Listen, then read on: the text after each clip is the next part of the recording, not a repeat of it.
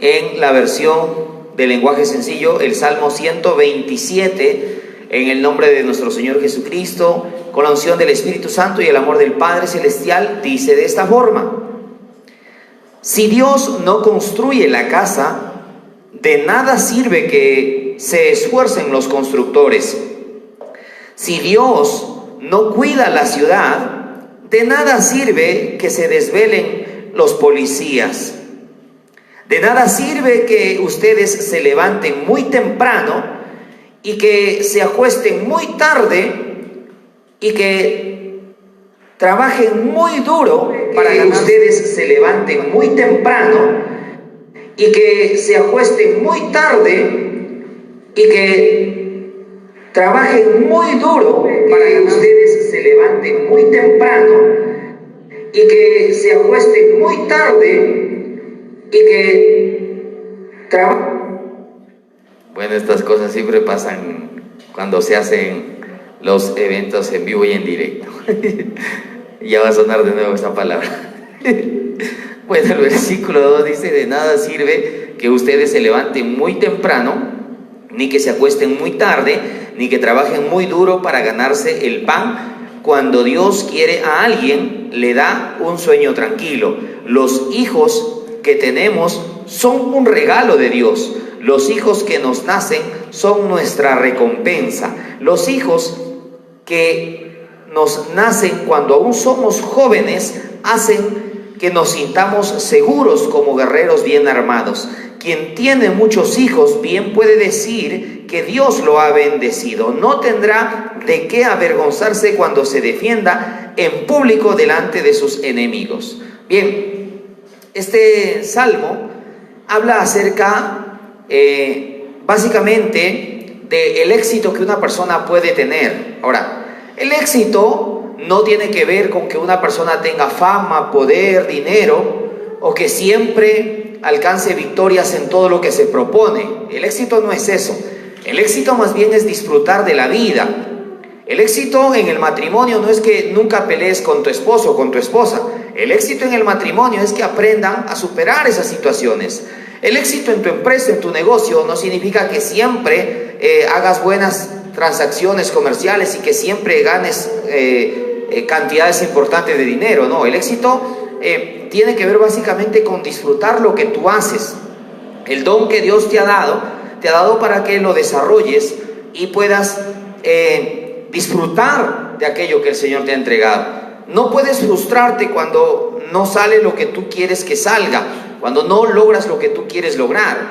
Eso no es felicidad, eso no es gozo. Dios nos ha llamado para que aquello que nos ha dado lo disfrutemos, lo ejecutemos y podamos ser felices en ese proceso.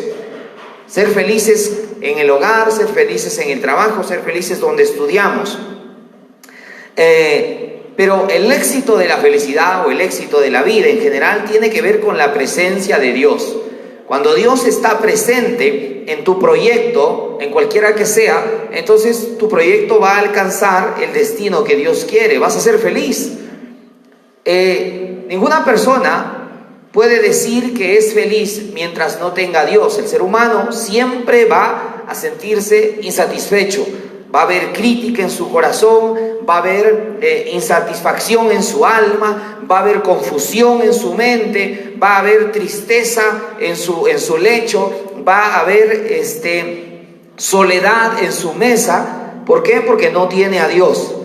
La base de la felicidad, la base del éxito es Dios. Cuando Dios está en tu familia, en tu matrimonio, en tu empresa, en tus estudios, cuando Dios está presente en tu ciudad, en tu nación, entonces puedes encontrar la felicidad, porque Dios te va a dar estabilidad, te va a dar dirección, te va a dar propósito, te va a dar fuerza en medio de la adversidad, en medio de la victoria, en medio de la enfermedad, en medio de la salud. El Señor va a ser el que te entregue el propósito de la vida. Entonces, si Dios no está, es como tomarse un café sin azúcar. Si Dios no está, es como tomarse una sopa sin sal. Si Dios no está, es como comerse un guiso sin carne. Dios es el ingrediente principal para todo. para tu ministerio, para tu familia, para tu vida.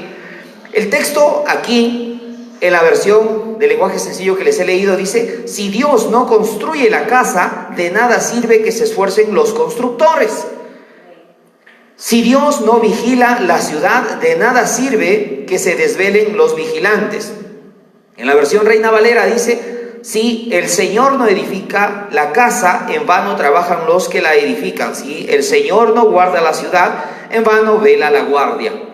O sea, si Dios no está en una ciudad, en una nación, imagínense si el presidente de nuestro país no cree en Dios, no lo reconoce y no pide la ayuda de Dios, entonces siempre habrá un problema, siempre habrá un vacío. Por más numeroso o capacitado o equipado que esté el ejército o la policía nacional, porque Dios es el fundamento para bendecir una ciudad, una región, una nación. Un presidente que tiene la humildad y la sabiduría de rendirse a Dios y reconocer su necesidad de Dios, puede recibir la ayuda que tanto necesita. Yo recuerdo que cuando se inició la República en Estados Unidos, un 4 de julio de 1776, el gobierno entrante se rindió a Dios y le rindió toda la nación a Dios.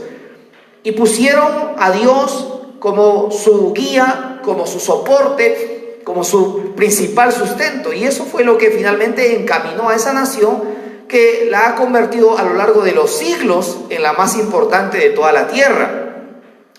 Porque precisamente han sabido poner a Dios en primer lugar. Recuerdo también que durante la Segunda Guerra Mundial, el presidente de ese país dijo: es muy probable que nuestras tropas no lleguen a buen puerto, es muy probable que las condiciones climáticas nos impidan llegar a ayudarle a los hermanos europeos de este holocausto que estaban viviendo durante la Segunda Guerra Mundial. Y lo que hizo el presidente en ese tiempo es que dio un mensaje a la nación, y en su mensaje a la nación dijo: no importa de qué iglesia eres, de qué denominación eres, ni siquiera importa de qué religión eres, hoy nuestra nación necesita la ayuda de Dios.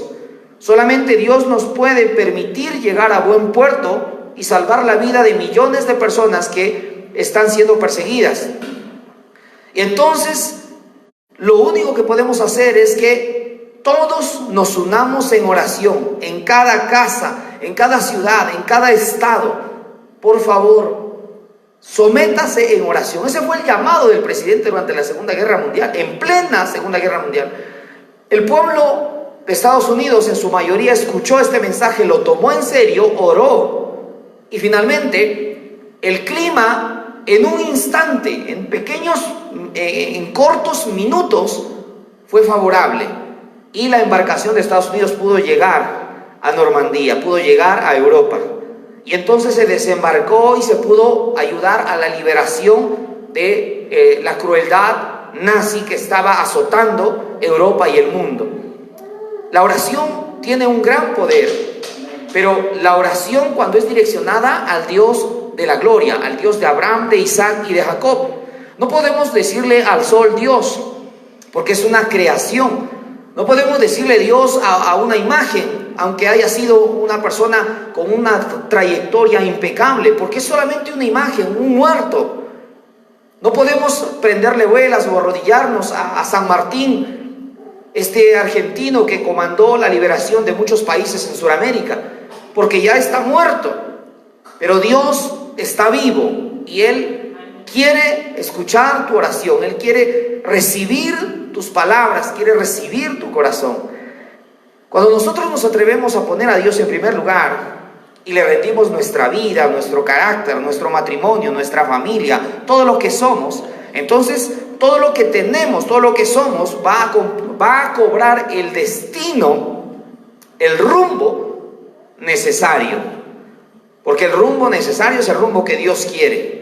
Nada es más importante que lo que Dios quiere para nosotros. Nosotros podemos tener muchos pensamientos, pero el pensamiento de Dios es el mejor, porque Él conoce el futuro. Imagínense si usted pudiera viajar en el futuro, si hubiera una máquina para viajar en el futuro, ¿acaso usted no iría al futuro para ver cómo le está yendo? Y si usted va al futuro, allá vería en qué está bien y en qué está mal. Y entonces diría, estoy mal en esto y en esto. ¿Pero por qué estoy mal en eso? Porque tomé malas decisiones. ¿Cuáles malas decisiones? ¿En qué me equivoqué? ¿Por qué llegué a estar mal? ¿Por qué llegué a estar triste, pobre, enfermo, etcétera? ¿Qué fue lo que hice mal? Entonces uno descubre ahí en el futuro, descubre en qué se equivocó, qué debió haber hecho y qué no debió haber hecho. Y entonces se vuelve a tomar el mismo carro al pasado o al presente. Ya se fue al futuro, usted vio en qué está mal, en qué falló y luego regresa al presente. Y ahora dice, no voy a cometer los mismos errores, porque quiero que mi futuro sea de felicidad, de paz, de estabilidad. Sería hermoso que exista una máquina que nos lleve al futuro y nos traiga al presente, ¿sí o no? ¿Quién no quiere una máquina así? Bien, no existe una máquina así y probablemente nunca existirá, pero sí existe Dios que conoce el futuro. Y Él sabe qué es lo que nos va a hacer felices mañana, qué es lo que nos va a dar estabilidad, sanidad. Entonces hoy podemos decidir en Él y ponerlo en primer lugar, ponerlo en el centro de nuestras vidas. El salmista, probablemente fue Salomón el que escribió este salmo, el salmista dice que debemos poner a Dios en el centro de nuestras vidas. En medio de esta situación, pongamos a Dios en el centro de nuestras vidas. Dice en el versículo 2, de nada sirve que te levantes de madrugada. Hay gente que se levanta a las 5, 6 de la mañana, 4 de la mañana y se acuesta de repente a las 8, 9, 10, 11 de la noche.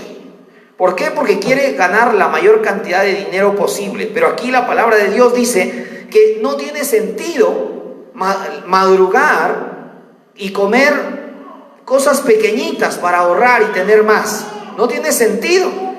Tienes que desarrollar una relación con Dios. Si no desarrollas una relación con Dios, de nada sirve que te levantes de madrugada y te acuestes muy tarde y que comas pequeñas cosas para ahorrar y tener más. No tiene sentido. Lo que tiene sentido es poner a Dios en primer lugar. Amén. Y lo poco que tengas o lo mucho que tengas, lo disfrutes dándole gracias a Dios. Disfrútalo con tu familia. Imagínate que un día inesperado muramos, y eso es algo más seguro porque nadie sabe en qué momento se va. Y el día en que tú te vayas, la pregunta será, todo lo que pudiste acumular en tu vida, ¿qué tanto lo disfrutaste con tus hijos, con tu esposo, con tu esposa, con tu familia? ¿Qué tanto disfrutaste de lo que tú llegaste a recibir de parte de Dios? Si no hemos disfrutado de lo que Dios nos ha dado y solamente lo hemos guardado, lo hemos metido debajo de un colchón, cuando nos vayamos de esta vida no habremos dejado buenos recuerdos en nuestros familiares y amigos, ni tampoco nos llevaremos buenos recuerdos, porque cuando nos vamos de esta tierra no podemos llevar nuestros títulos, no podemos llevar nuestros ahorros, no podemos llevar nuestros bienes, carros, vehículos, casas, tierras, no podemos llevarnos nada. Pero lo único que sí nos llevamos son los recuerdos. Y puedo decir, el día en que me vaya de este mundo, disfruté de la vida, disfruté de lo que Dios me dio. Fue mucho, fue poco, pero lo disfruté. Pasé tiempo de calidad con mi familia. Pude hablarles a mis familiares, a mis amigos de Dios. Pero no hablarles de una religión, sino hablarles del Dios que cambió mi vida, que me enseñó a disfrutar de la existencia. Por esta tierra somos aves de paso. Un día nos tendremos que ir. Y entonces la pregunta será, ¿valió la pena vivir? ¿Disfrutamos nuestro paso por esta tierra? Dios nos dice en el versículo 3 que los hijos que tenemos son un regalo de Él. Los hijos que nos nacen son nuestra recompensa. La recompensa en la Reina Valera es un término que más bien está utilizado como herencia del Señor, herencia de Dios son los hijos. Y bueno, una herencia sirve para que uno cuando está viejito pueda comer, ¿no es cierto? Uno ya no puede trabajar, está viejito, debilitado, entonces la herencia la empieza a utilizar. Ya no trabaja tanto, ya no puede madrugar, los huesos le duelen, el cuerpo le pesa, etc. Entonces la herencia que recibió de sus padres la puede utilizar en ese momento que necesita. Figuradamente, la Biblia nos habla de los hijos. Los hijos son esa herencia, los hijos son esos ahorros, son ese seguro para la vejez. Pero para eso hay que criar a los hijos en amor, en obediencia.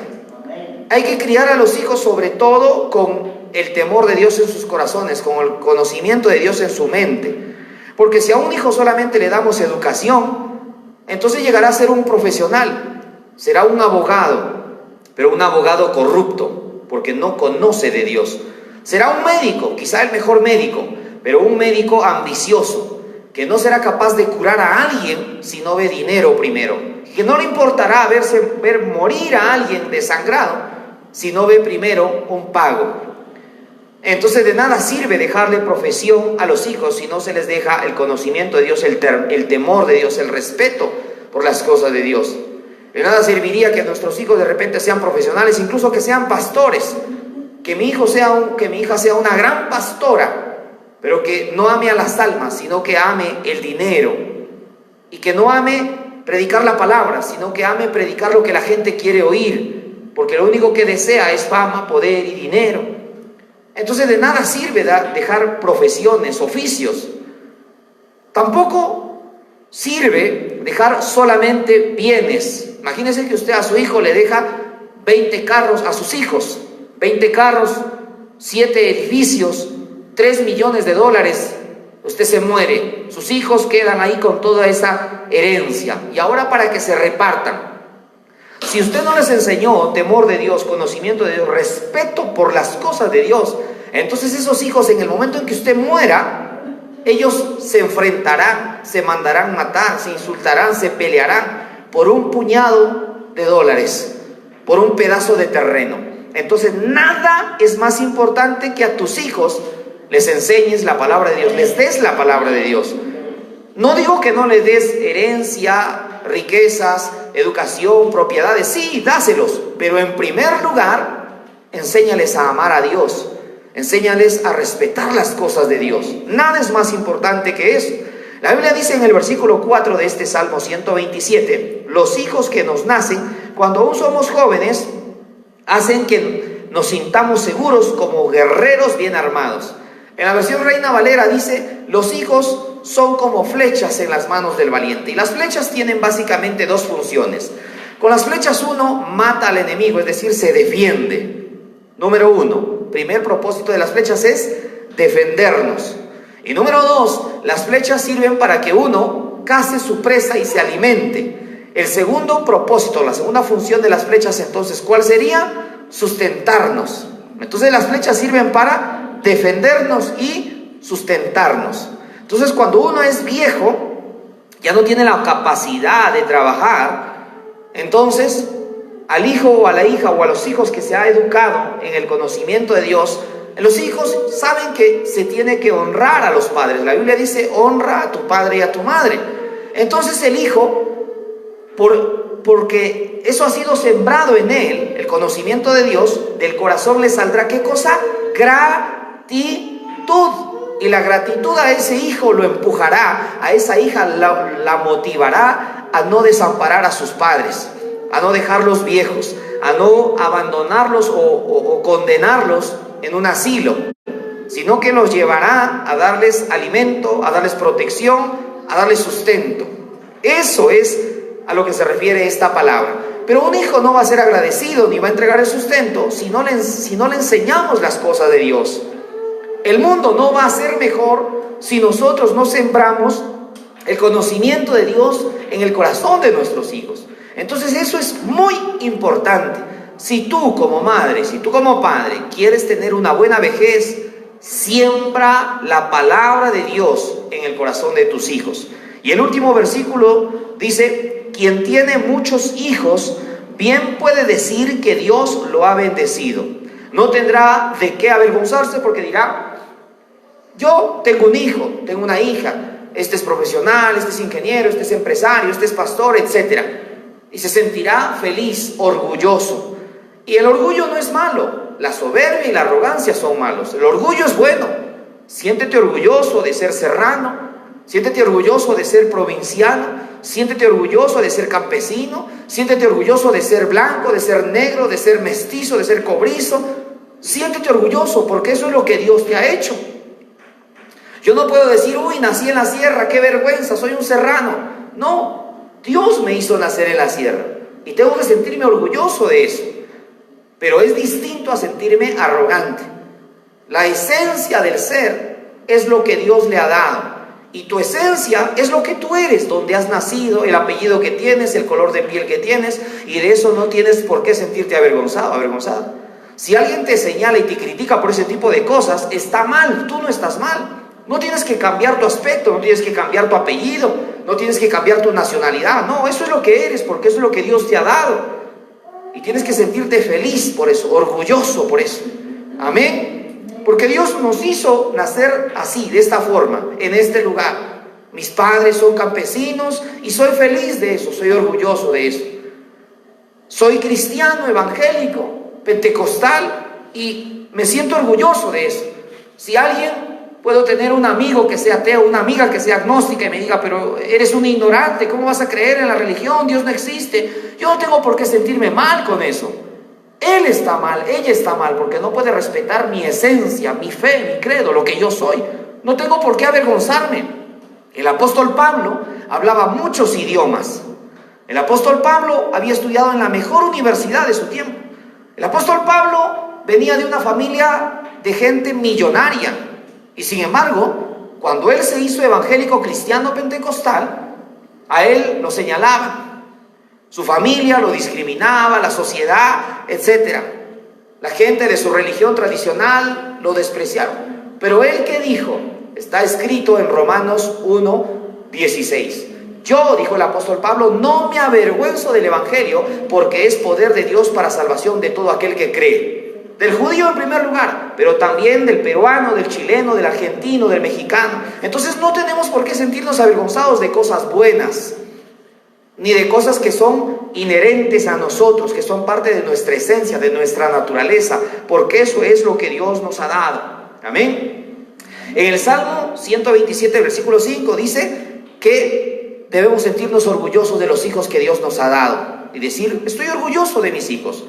Son pastores, son profesionales, son técnicos, son gente exitosa, me siento orgulloso. Siéntete orgulloso, orgullosa, como padre, como madre, de los hijos que Dios te ha dado y del carácter y de la fe que tú les has impregnado.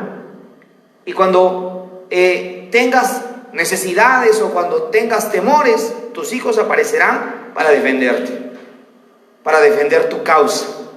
Bien, ¿qué tiene que ver esto con el altar familiar? Porque es el altar familiar el tema que les estaba comentando. Bien, tiene todo que ver, porque la familia es la célula básica de la sociedad. Una iglesia está compuesta por familias. Una ciudad está compuesta por familias. Una nación está compuesta por familias. Si la familia está bien, la sociedad va a estar bien. Si la familia está enferma, la sociedad va a estar enferma. Familias enfermas producen individuos enfermos. Y si el mundo tiene prostitución, alcoholismo, drogadicción, etcétera, todos los males sociales, es porque las familias se están destruyendo, están siendo afectadas. ¿Qué es lo que más necesitan las familias entonces? Necesitan a Dios. Ahora estamos en un tiempo de cuarentena prácticamente en todo el mundo. Son más de 50 países que han cerrado sus fronteras en todo el planeta a causa de este virus, una cosa tan pequeñita que está causando miedo, terror en la mayoría de los seres humanos, no en el pueblo de Dios. Pero este miedo está impidiendo, el miedo ha llegado al gobierno y el miedo para muchos se ha convertido en un motivo de estrategia y de prevención, porque no está mal que el gobierno, al ver ese virus avanzar y en medio de su miedo, no está mal que dictamine, que ordene el aislamiento de la sociedad, que se cierren, las discotecas, los bares, que se cierren las iglesias, etcétera, todas las instituciones que agrupan a personas de forma masiva. No está mal esta decisión, porque previene, porque ayuda a la seguridad social. Entonces está bien. Pero ahora que como sociedad estamos limitados en nuestro tránsito, que como sociedad hemos sido limitados en la libertad de asociación, no hemos sido limitados en nuestra libertad de culto. Es decir, que podemos seguir hablando de Dios utilizando los medios que Dios ha permitido que existan hoy en día. El profeta Daniel en el capítulo 12 dijo: un día la ciencia aumentará en sobremanera, y eso se ha cumplido. Hoy podemos estar interconectados en tiempo real de aquí, de Sudamérica, con amigos, familiares allá en Asia. En este momento, por ejemplo, allá en Europa nos están viendo allá en Israel. Rosita nos está viendo allá en Asia, y hay una conexión inmediata. ¿Por qué? Por la tecnología. Entonces, estos medios que Dios nos ha permitido tener en este tiempo, debemos emplearlos para su gloria.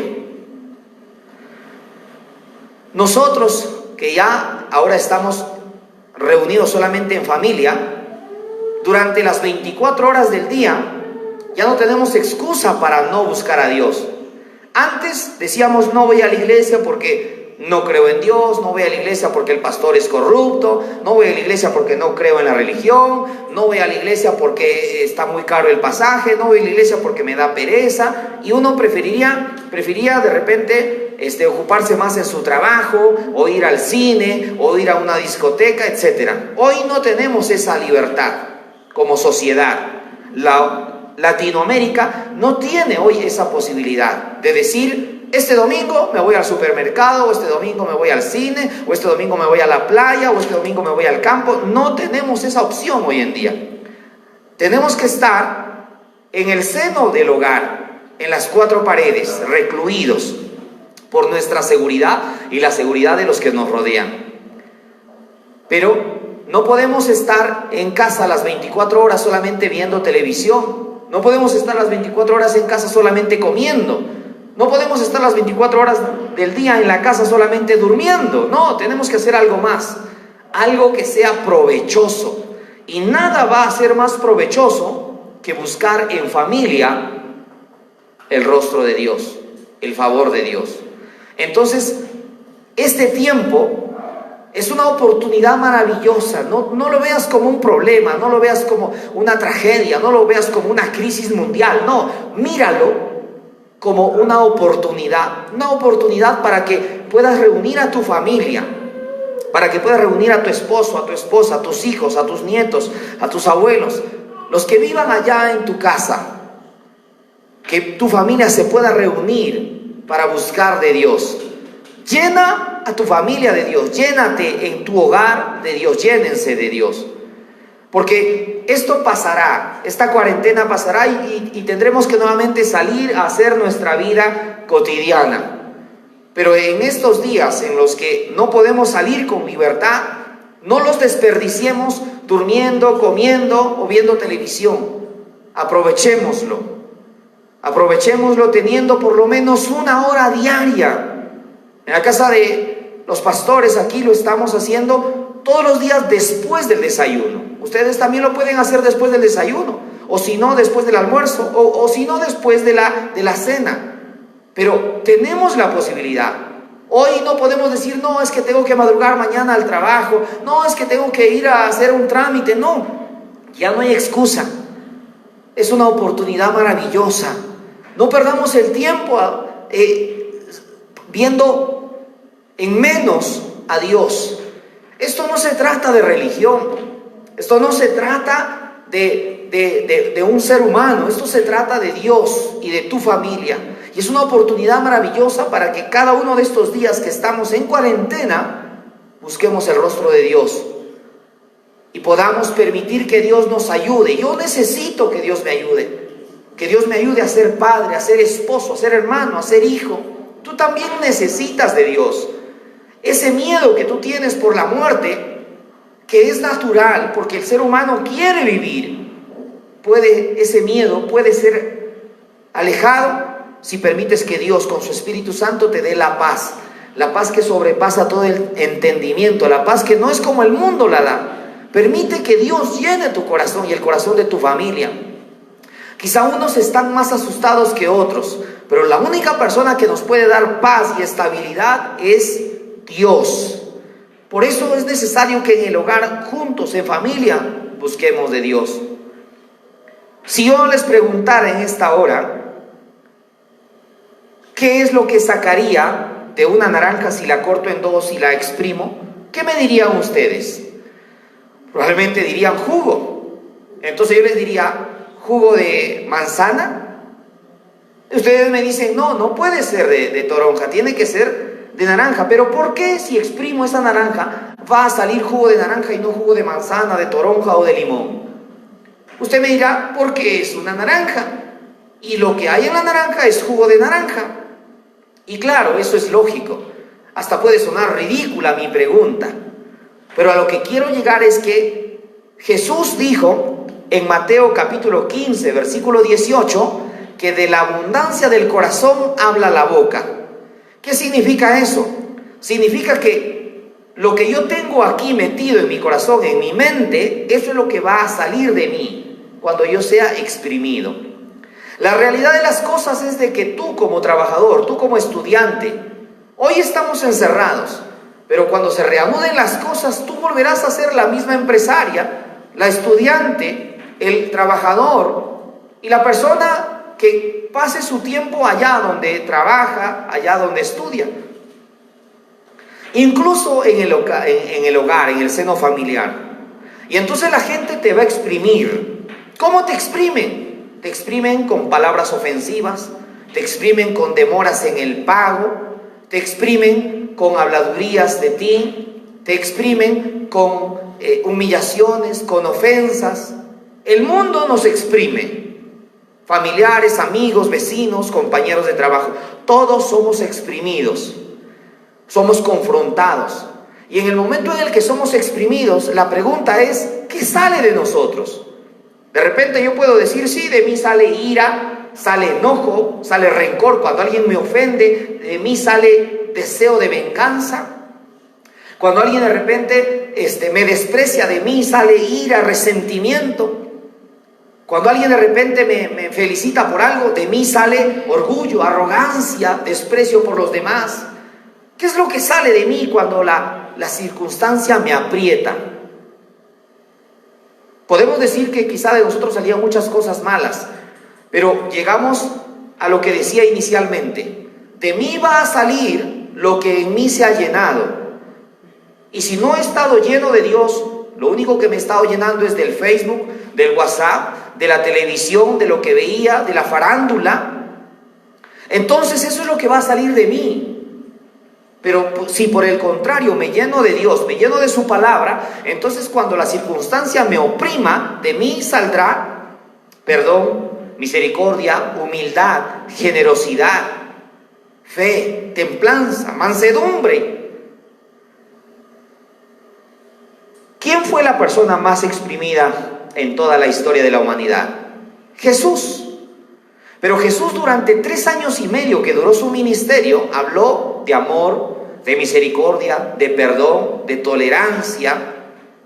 Todo su ministerio se basó en expresiones como esas. Pero Jesús llegó un momento en el que tuvo que ser exprimido y exprimido hasta lo sumo. Le sacaron hasta la última gota de sangre, hasta la última gota de agua, le sacaron de él. Lo insultaron, lo escupieron, lo azotaron, lo trataron de la peor forma que se le puede tratar a un ser humano. Lo humillaron de la forma más vil que se puede humillar a un ser humano. Y cuando a él lo oprimieron, lo exprimieron, lo llevaron hasta el extremo, de él ¿qué salió? No salió ira, no salió enojo, no salió resentimiento, no salió rencor, no salió sed de venganza. A Jesús lo exprimieron y solo salió de él perdón, sangre de amor y misericordia por nosotros. Nos dio vivo ejemplo de que aunque lo insultaron, lo laceraron y lo humillaron, y lo trataron como al peor de los criminales cuando fue inocente en todo. De él solo salió amor. Tratemos de llenarnos en nuestra familia durante este tiempo de amor, de la palabra de Dios, para que cuando salgamos al frente de batalla, que es donde trabajamos, donde estudiamos, para que cuando nos tengamos que rozar con nuestros vecinos, de nosotros salga lo que Dios es, su palabra. ¿Cuál es la importancia del altar familiar? Es toda la importancia.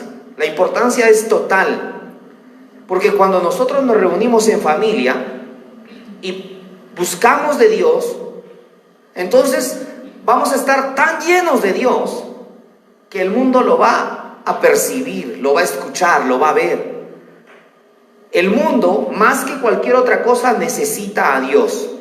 El mundo no necesita nuevos presidentes, mejores presidentes. El mundo no necesita más economía, más recursos, más turistas llegando. No, el mundo necesita a Dios.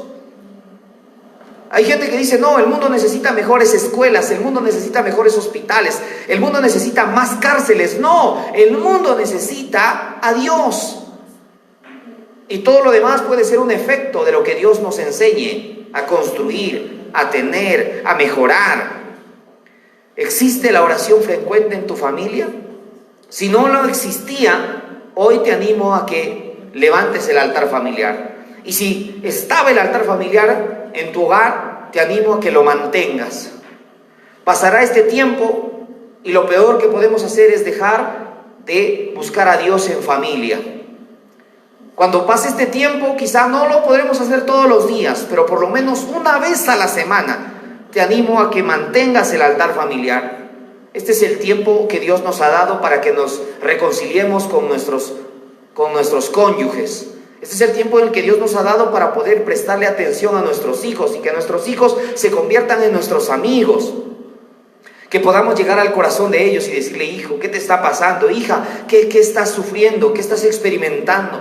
Y poder ver a nuestros hijos no como seres extraños, porque muchas veces las casas se convierten en hoteles, donde uno no sabe a qué hora se va el papá, a qué hora vuelve, donde uno no sabe qué está viviendo el hijo, qué está viviendo la hija. Pero este tiempo lo podemos aprovechar para disfrutarnos en familia. Y qué mejor que buscando a Dios. Busque oportunidades para buscar de Dios en familia. El horario de la comida es un buen tiempo. Es un buen tiempo para que podamos abrir la Biblia y meditar acerca de un texto, cantarle al Señor. Dele la oportunidad a sus hijos de meditar, de reflexionar acerca de un texto de la Biblia. Permita que el Señor obre. Hace casi 200 años un niño salió temprano de la escuela con una nota en la mano. Él había asistido a la iglesia, recién era su primera semana yendo a la escuela. Y al tercer día, él regresa con una pequeña nota, un papelito escrito por el director de la escuela donde él estaba asistiendo. Y llega a su casa y le dice a su mamá, mi maestro me dio esta nota. La mamá abrió la nota y los ojos se le hincharon y se le hundieron de lágrimas mientras leía en voz alta aquella nota que su hijo le trajo. Y la nota, según ella, decía, su hijo es un genio. Esta escuela es muy pequeña para él y no tenemos buenos maestros para enseñarlo. Por favor, enséñele usted. Desde aquella tarde, su mamá se encargó de hacerle saber lo importante que su hijito de 6 años era para Dios y para ella. Le enseñó a orar, le enseñó a leer a través de la Biblia, aprendió a escribir. Con el correr de los años, ese niño se convirtió en un adolescente muy hábil, luego en un joven muy estudioso y el joven en un adulto superdotado. Finalmente, la madre falleció y muchos años después, un día, él, buscando entre las cosas de su madre, encontró una nota pequeña. Y era la nota que hacía años su profesor le había entregado. El nombre de este personaje es Thomas Alva Edison. Y cuando encontró aquella nota, la abrió, y ¿cuál fue su sorpresa al leer que en esta nota no decía lo que su madre había leído décadas atrás, sino que decía: su hijo está mentalmente enfermo y no podemos permitirle que vuelvan a esta escuela? Edison lloró por horas. Entonces él escribió en su diario: Thomas Alva Edison fue un niño mentalmente enfermo, pero por una madre heroica se convirtió en el genio del siglo. Qué impresionante es la reacción qué impresionante fue la reacción de esta madre, que cuando recibe esa nota, en lugar de leer lo que realmente decía, leyó lo que su hijo necesitaba escuchar. No le dijo a su hijo que era un tonto, un mediocre, una persona retrasada, sino que le dijo que era un niño inteligente, que era una creación hermosa de Dios, que él podía llegar hasta donde quisiera.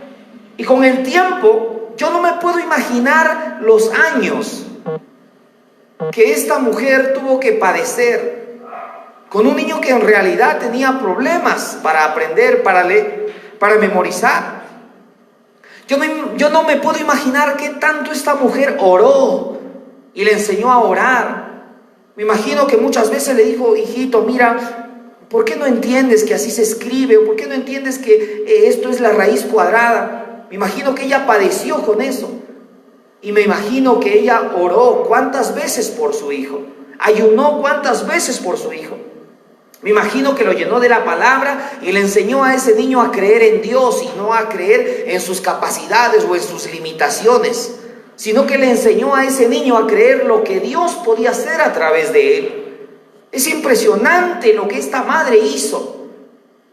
Y eso es el altar familiar, un día a la vez. Ella no lo hizo profesional de la noche a la mañana. Ella tuvo que trabajar desde sus 6 años. Y cuando tuvo 30 años, ya un científico hecho y derecho, un hombre de prestigio y de reconocimiento, pero fue el producto de muchas jornadas de oración. ¿Qué cosa es el altar familiar, mis amados? El altar familiar básicamente es 3 cosas, lo que se realiza en todas las iglesias a nivel mundial. El culto básicamente tiene que ver con 3 cosas. Número 1, en la iglesia se ora. Número 2, en la iglesia se adora. Y número 3, en la iglesia se medita en torno a la palabra de Dios. Son 3 cosas. Y esas 3 cosas son las que se tienen que desarrollar en el hogar. Así que busca un tiempo cada día de esta cuarentena, y pasada la cuarentena, un día a la semana. Puede ser después del almuerzo, después del desayuno, después de la cena. Y reúnanse todos en el hogar, sin importar cuál sea su religión, sin importar cuál sea su denominación, porque aquí no se trata de eso, se trata de Dios y de la necesidad de Él en nuestro hogar. Así que reúnanse todos, puede ser en la sala, en su sala, reúnanse todos y oren unos por otros. Oren por el país, oren para que las autoridades tengan sabiduría y humildad para rendirse al Señor, que tengan justicia y equidad para gobernar conforme al corazón de Dios. Oren por los vecinos, por los familiares, para que en este tiempo puedan acercarse a Dios. En final de cuentas pasará esta situación. Quizá algunos mueran con el virus, otros no morirán con el virus, pero de todas maneras moriremos, quizá con una enfermedad X, Y o Z, pero de todas maneras vamos a morir. La familia, por lo tanto, tiene que estar llena de Dios, puesta su esperanza en Él, para que el día en que muramos, sin importar de qué, sin importar cuándo, estemos listos para ir al encuentro de nuestro Señor. Porque si hay una verdad importante, la más importante de todas es esta: hay un cielo que ganar y hay un infierno que evitar. Esa es la verdad más importante. Hay un cielo que ganar y hay un infierno que evitar. Así que no importa si te mueres con este virus o te mueres de cualquier forma. Tarde o temprano todos vamos a morirnos. Así que la vida, de lo que se trata es de estar listos para ir al encuentro de nuestro Señor y decirle: Señor, te amé, te busqué, estuve junto a ti. Y entonces el Señor nos recibirá allá y nos dirá, como está establecido en su palabra: entra en el gozo de tu Señor, buen siervo fiel. En lo poco fuiste fiel, en lo mucho te pondré. Oramos al Señor. Padre, Dios del cielo y de la tierra, te damos gracias por este tiempo eterno, por este momento maravilloso en el que podemos estar delante de ti, en el que podemos estar contigo, en el calor del hogar, escuchando tu palabra, cantando tu nombre, buscando tu ayuda, tu favor. Señor, te pedimos que el altar familiar, que aquellos tus hijos lo han levantado, se siga manteniendo y que se fortalezca en este tiempo de cuarentena, pero que continúe, Señor, después de esta tragedia. Oramos, Señor, por aquellas familias que quizá, Señor, no han estado realizando el altar familiar. Oramos para que este tiempo sea aprovechado y juntos, en familia, todos los que vivan dentro de esa casa puedan reunirse para orar, para cantarte y para meditar en torno a tu palabra, que es la Sagrada Biblia. Señor, te pedimos que traigas perdón al corazón de las familias, que traigas restauración y unidad al corazón de los hogares. Señor, oramos para que este tiempo sea un tiempo en el que las familias puedan mirarse cara a cara, con detenimiento, con paciencia, con amor, con misericordia. Que cada miembro del hogar se pueda mirar y pueda entender, Señor amado, que su necesidad más grande es Dios. Oramos, Señor amado, para que aquellos impíos, aquellos blasfemos, aquellos ateos, aquellos agnósticos, oramos, Señor, para que aquellos que han hablado en contra de ti, en contra de tus hijos, en contra de tu iglesia, puedan en este tiempo, Señor, reconocer que tú eres real, que tú existes, y poder, Señor, acercarse a ti y recibir la vida abundante que tú tienes para todos los que te buscan. Oramos, Señor amado, por este gobierno, por esta nación, por los gobernantes, para que tú les des la sabiduría, la humildad y la prudencia de buscarte. Que tú les des, Señor, un corazón justo, un corazón honesto, un corazón probo, para que gobiernen, Señor, conforme a tu corazón, conforme a tu voluntad, en el nombre de Cristo Jesús. Amén y amén. Que Dios les bendiga, amada Iglesia de Cristo. Pueden adquirir este libro precioso que lo estamos compartiendo con cada uno de los que puedan acercarse a nosotros. Podemos hacer las coordinaciones a través del Facebook. Amén. Que Dios les bendiga. Nos vemos en el tiempo de Dios. Nuestro querido pastor Basilio con nosotros. Bien, hemos aprendido, y creo que Dios nos está llamando a restaurar el altar familiar, el altar de nuestro corazón, donde adoramos, donde realmente se manifiesta la gloria del Señor. Decía el sabio Salomón, Dios le decía a Salomón, decía estas palabras: que si se humillare mi pueblo, sobre el cual mi nombre es invocado, y oraren y buscaren mi rostro, y dejaren sus malos caminos, yo oiré desde los cielos, perdonaré sus pecados y sanaré su tierra. Dice, si se humillare mi pueblo, sobre el cual mi nombre es invocado, si se humillare mi pueblo, sobre el cual mi nombre es invocado. ¿Y dónde es invocado el nombre del Señor? Sino en nuestro corazón. Y no podemos invocar el nombre del Señor si nuestro corazón no está limpio. No podemos invocar el nombre del Señor si nuestro corazón no está limpio. Entonces, el único lugar donde puede ser invocado el nombre del Señor es nuestro corazón. Y también dice el apóstol Pablo en el capítulo 12 de Primera de Corintios, habla de esta manera: nadie puede llamar a Cristo Señor sino por el Espíritu Santo. O sea que la única manera de poder llamar Señor, de hacer grande el nombre del Señor, es a través del Espíritu. Y cuando hablamos del Espíritu, estamos hablando del corazón. No estamos hablando del corazón que late, que da la sangre para que nuestro cuerpo esté, no sé cuántos latidos por minuto, ¿no? Sino está hablando del Espíritu, del Espíritu. Dios no vive ahí adentro en donde está bombeando la sangre, el corazón que nosotros conocemos. Está hablando del Espíritu que Dios ha puesto en nuestro corazón. Entonces, por ejemplo, en este momento estamos reunidos en espíritu. En espíritu podemos percibir, ¿no?, esa unión espiritual, esa comunión espiritual, esa necesidad de poder reunirnos, esa necesidad, y también hacer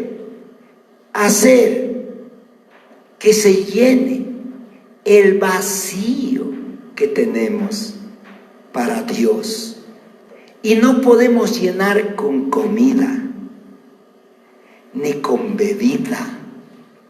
Solo eso puede llenar el espíritu. Y recuerden que la palabra de Dios es espíritu, y para gente espiritual. Por eso muchas personas dicen: no entiendo nada. No van a entender si no han nacido de nuevo. Por eso decía Jesús: si no nacen de nuevo, no pueden ver el reino de Dios. Si no pueden ver, tampoco pueden oír. Si no pueden oír, no van a entender. Entonces, para poder